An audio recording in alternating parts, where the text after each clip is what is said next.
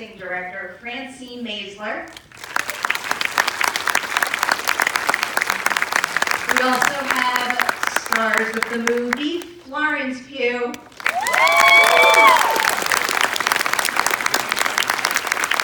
And Saoirse Ronan.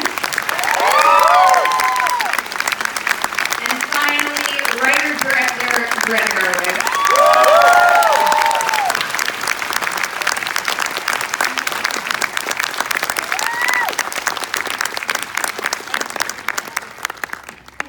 Welcome, and thank you all so much for your time today. Yet another congratulations on the movie and all the wonderful things that have been happening since and more to come.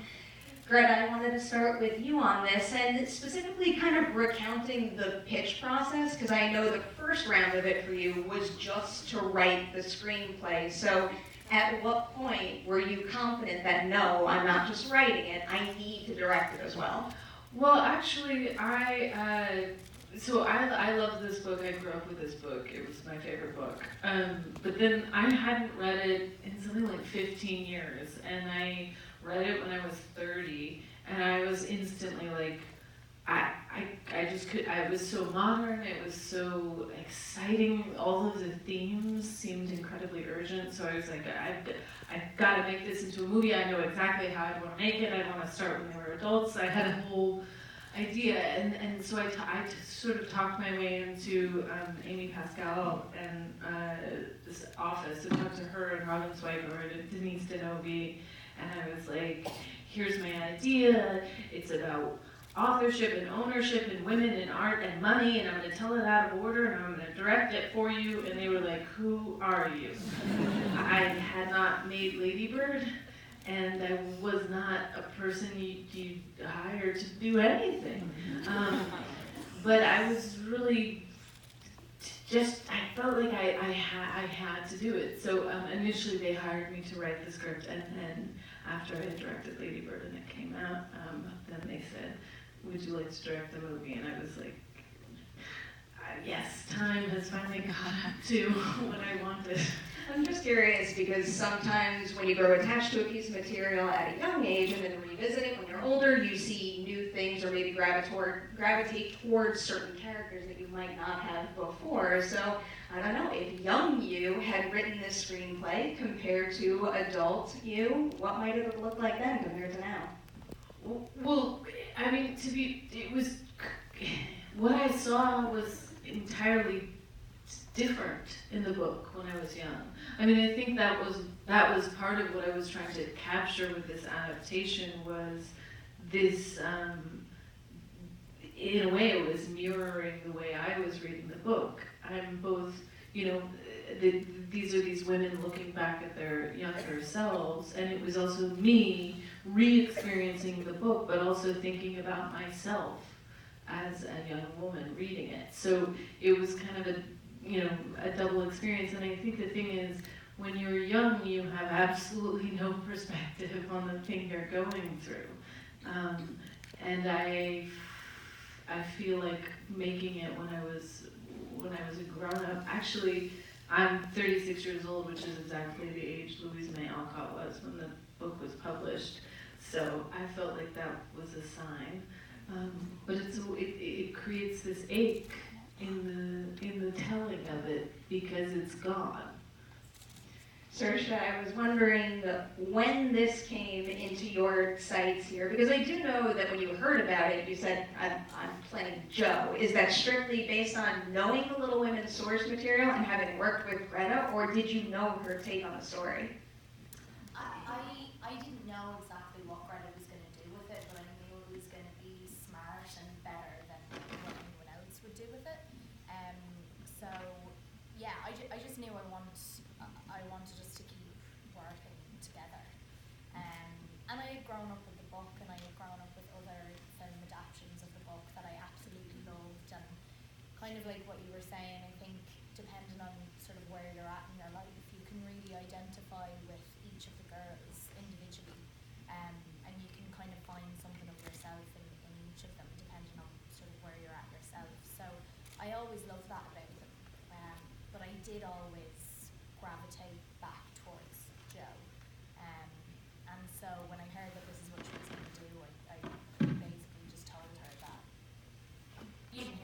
that, did you? It was a great answer.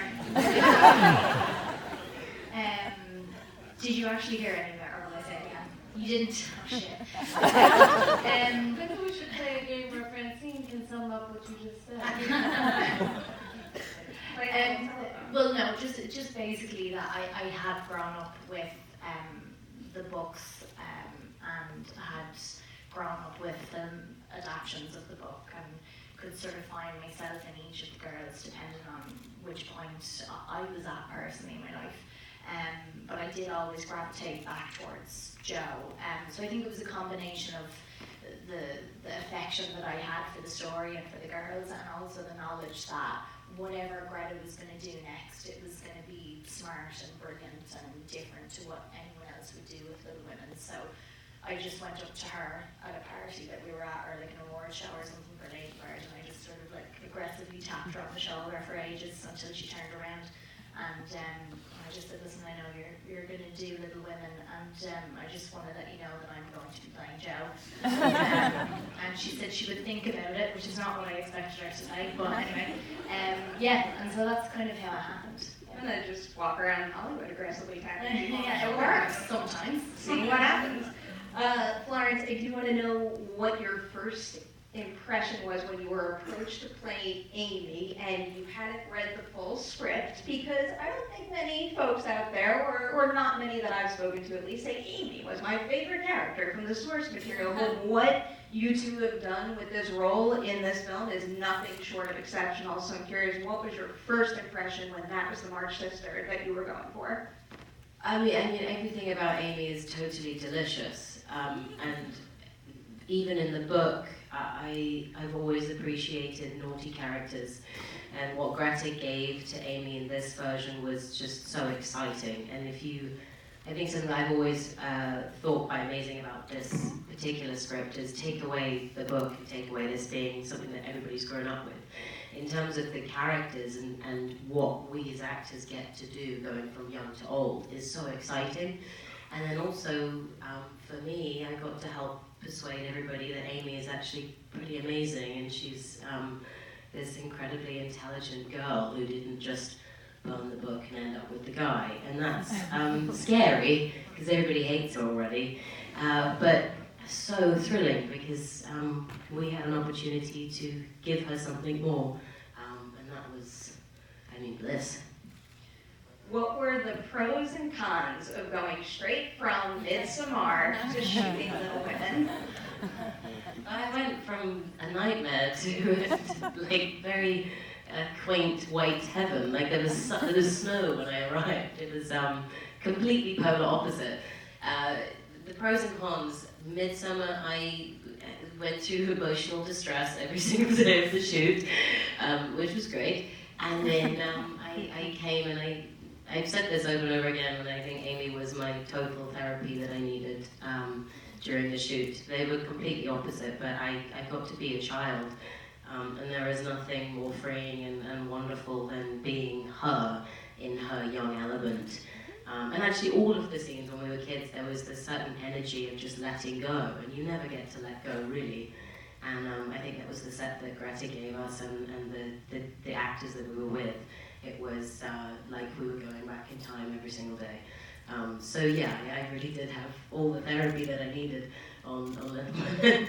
What is the barometer for both of you as far as playing these characters at an older age, but also so young? In particular, Amy, how do you make sure that when you're doing something like that, it's not necessarily overly childish, but feels true to the adult version of the character?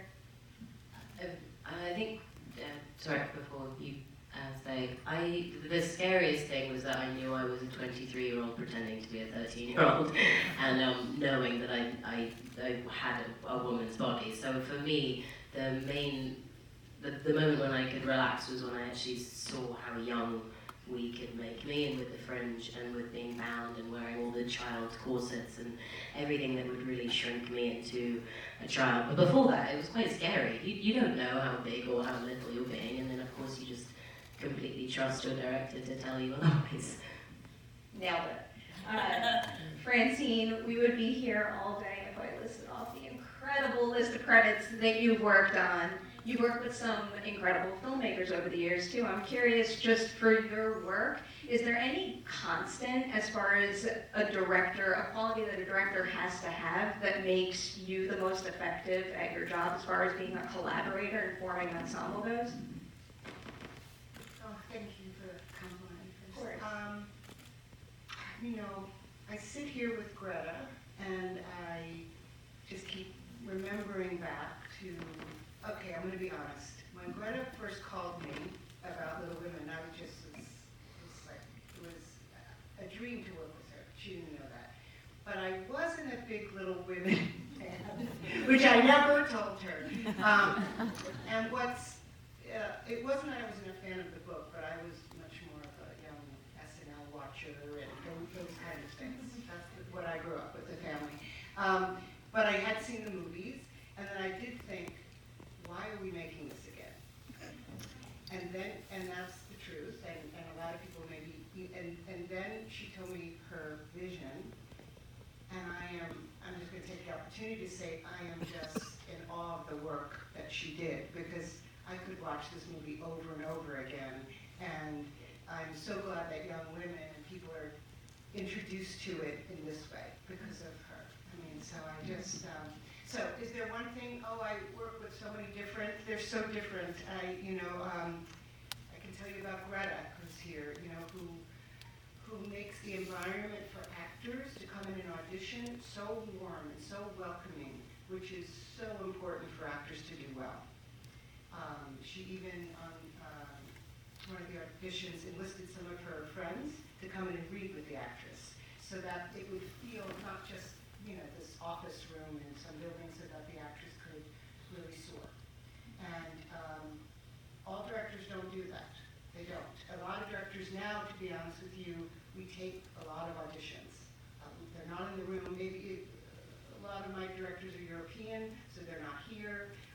But she's right there for all the actors and knows what she wants. And is this answering? Absolutely. It's just I knew Greta as an actress, and she's so funny and physical comedy. And then one time we went out to dinner. And sorry. That's like, no, it's nice. And then one night we went out to dinner with her partner, and I was like, holy shit, this woman is smart. This isn't just this slapstick comedy, funny woman. And so well read, and then I was like, okay, I kind of hang on to the directors, and go along for the ride and help them how I can. Not just the directors, but also I noticed you have a lot of credits on your resume that include Timothy Chalamet. Oh. Is he someone that you always kind of have on the top of your mind now? Like many others out Well, I there. think everybody has Timothy on their mind right now. Timothy, came in for A Beautiful Boy, and before that, I think it was, I forget, there was one, but she had put him in Lady Bird, and so he's just, and his presence in this is just, the way he moves his body is just amazing to me, and you can't take your eyes off of him. And one thing I want to say about Florence, one thing about, she had to choose, we thought, between Midsummer and this movie, and Greta wouldn't give up. Because she had kind of committed to Midsummer before Little Women, or they were that was in play, and Greta was like, she's it, that's it. And she would not give up, and the producer made it happen with the schedules, and I think that's an important part of a successful director. They know what they want, and they go after it. Very glad to hear you stuck to your guns on that one. Is there anything else in particular that you really had to fight for just to make this movie your way? Yeah, like every single thing that is in the movie represents an argument that I had. Even the movie, it's true, even the movie existing. I knew when I reread the book at 30 and what I wanted to do with it. To me, it's one of our great American novels. And the truth is, we never get tired of listening to Hamlet not know what he's going to do, because it tells us something about what it means to be human. And I equally feel that the March sisters, and Jo March in particular, continues to tell me something about what it means to tell your story. And I knew that as soon as Saoirse told me that she was going to be Jo, and then I told her I needed to wait a week because I had to maintain the illusion that I was in control. Then it was like I instantly felt this, I knew that I wanted to make it, I mean, to be totally honest, I knew I wanted it to be on a huge canvas. I knew I wanted it to feel epic. And to tell, any studio I want to make, I know they've made it, I know it's 150 years old, I know it's about girls, and I know it's called Little Women, but I'm telling you, we gotta do it big. That's a very confusing thing. I actually do think I said to Tom Rothman, I said, "This is my Spider-Man. This is the radioactive spider that bit me. And now I can write because Louisa May Alcott wrote." And he was like, "I just heard Spider-Man." But I did really, to sort of spread out, and I was so lucky, this, Francine and my entire creative team, York who shot it, Jess Notcher who did the sets, Jack Mondrian who did the costumes, these incredible actors, like Saoirse, who she's like my partner, she's my creative partner, and then, working with Florence and Emma and Meryl and Bob and Chris, it was an insane thing that all these people came to be part of it, but I think any movie that exists represents someone, willing it into existence, and the decisions that made it onto the screen. I mean, shooting on film, that was not something anybody was excited to do, except for me, and York, and everyone who was making the movie. It was one thing after another, but then I just think it was collectively, as a creative team, as a group of actors, I think we all knew what this thing was before it existed. And it was just that shared passion that drove us through, because, I knew when I was in London with Saoirse, when we were talking about it, and I just started to feel it bubble under, and I was like, there's a thing, we can get to it, I know. And everybody keeps saying, well, I don't know, is it there? I'm like, it's yes! Anyway, that's it. Bringing up the 35, we got to watch the movie today projected Did you? in 35 Yes. millimeter, which is, Beautiful. it really was a beautiful and special experience. Oh, that's so wonderful. I didn't get to go into the projection booth here, but I went into the projection booth at the Egyptian, and it looked gorgeous, and it's very moving to me that people are watching it on film. It's, it's film.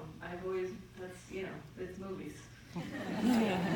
There are a whole bunch of incredible qualities in this movie, but one of my favorite, especially as someone who has a sister that I'm very close to, is the group chemistry between the four of you. I know you're actors and it's your job, but what do you have to do to have so much infectious, real chemistry where, I meet you on screen in an instant, I can already feel the history of that family. What do you do to prep to make sure on day one of filming that's there? Honestly, I think one of the things that helped the most, Flo was in her flower dress to Midsummer, so she wasn't out, but which actually kind of worked, I think, because we really missed her, but Amy is sort of this separate entity anyway. So it kind of worked out really well, and it was really amazing when she came in on day one that she was just ready to go. But I know for the three of us, and Laura and Timothy as well, we had people come in to teach us about etiquette, and we worked a lot with Jacqueline Duran on the costumes. But honestly, I think more than anything, I mean, the thing that always helps me the most is just the dialogue. And the text in this was so precise. It had to be so precise. It was written in a very precise way. So we knew exactly when we needed to come in. There was the little dashes like you get in plays. So it was very musical, and we all really needed to rely on one another. Sometimes when you're doing a scene, and especially if it's between like a bunch of people, you just listen for your sort of cue word, and you're like, okay, I come in once everyone's stopped talking, you know.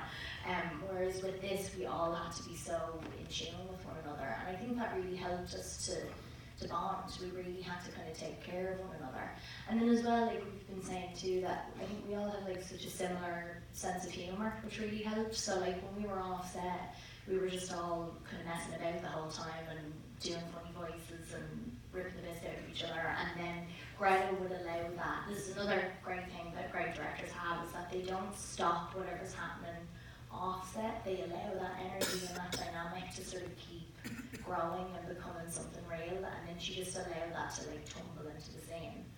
So already getting the wrap up side, and it's crushing me because I have so many questions, but I have gotten into the habit of ending on this one, which feels important because I know it's important to you to have the credits playing through to the end. Yes. If you had to name an unsung hero of Little Women, who would you choose? We know all of you, but there's so many people that work on these movies. Just someone that, I don't know, put an extra, amount of effort into a day that made your day easier. I'm gonna say this because, and I don't know how many people here do. I'm so emotional this week. I'm gonna start crying. My first AD, Jonas Baccaratelli, worked with me on Lady Bird. He worked with me on this movie. He's like my other brain in filmmaking. And I mean, it's funny because I'm like, as a collaborator, I'm so obviously close to Saoirse, and that's like it's like one leg of a stool in a way, the three of us. But yeah, Jonas, and I feel like first ADs never get enough credit for how creative they are, because I think people think it's, I don't know, it's like, it takes these very particular talents of scheduling and kind of keeping the day going, but like Jonas would do this thing. He would always try, as much as we had to get through so many scenes, like 4 different plots, 2 timelines, 4 seasons over 10 years, and he would always try to think about structuring the day emotionally, think about structuring the week emotionally, knowing that we had to skip around in the timeline a lot, but being very sensitive to where the actors were. I mean, he really is my like right-hand man when I'm making movies, and I just, I don't know, for Stacey's, just you could give them all the gold. They should have their own award show, and if they wouldn't show up because they'd be working too fucking hard, they'd show up and they'd be like, I could organize this so much better. No, but they're just truly, Jonas was like, oh, and yeah, and he's working right now, of course, and anyway, love him. Any other names you guys want to throw in before we have to say goodbye? The entire costume department were like, we'd talked about everything whilst we were getting changed every single morning. They were kind of the heartbeat and the carers of the entire set. So I will say every single person in the costume department were very big sisters to us all. yeah, I'd say Sinead O'Sullivan, who was the supervisor, she's Irish. She's incredible, and she works with Jacqueline on a lot of stuff, and she's starting to do her own stuff now as well. And also, like, definitely for actors, like the hair and makeup team, you go into that truck at 5 a.m. every morning. They're the last people, 3 a.m. Actually, yeah, we were in even earlier than that. And they're the last people that you see at night. When you're emotional, you go in there. When you're happy, you go in there. You have a drink at the end of the week with them.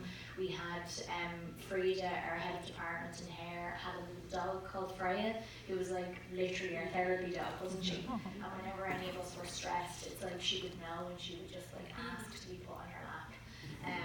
So the girls are always incredible. Got it. Wait, now what we're doing, like, I just have to say one more person, just because he's not here. It's Jess Goncher, who's the production designer. Holy fucking shit! That man pulled a rabbit out of his hat every day. I have no goddamn idea how he did it, and he never once said to me, "We had so many sets. We had so many locations. It was so crazy." And anytime I was like, at the end, it was like, "Jess, can you make a train station?" And he just said, "Got it." And I was like, "Where is he going?" And he's just walking off into a field, I think, to make a train station. I don't know. He's a genius. He's worked with Coen Brothers. He's worked with Bennett Miller. He is extraordinary and works with extraordinary people, but he's also, I don't know how any of these department heads did it. I can't talk about the people who made the movie with it. It's like it's like I'm talking about my brothers and my sisters. I like love them, and I can't believe how much they gave to this movie. You could feel it when you watch the movie too. I'm going to kindly ask everybody to stay in their seats as we give She's for Wonderful Women a big round of applause.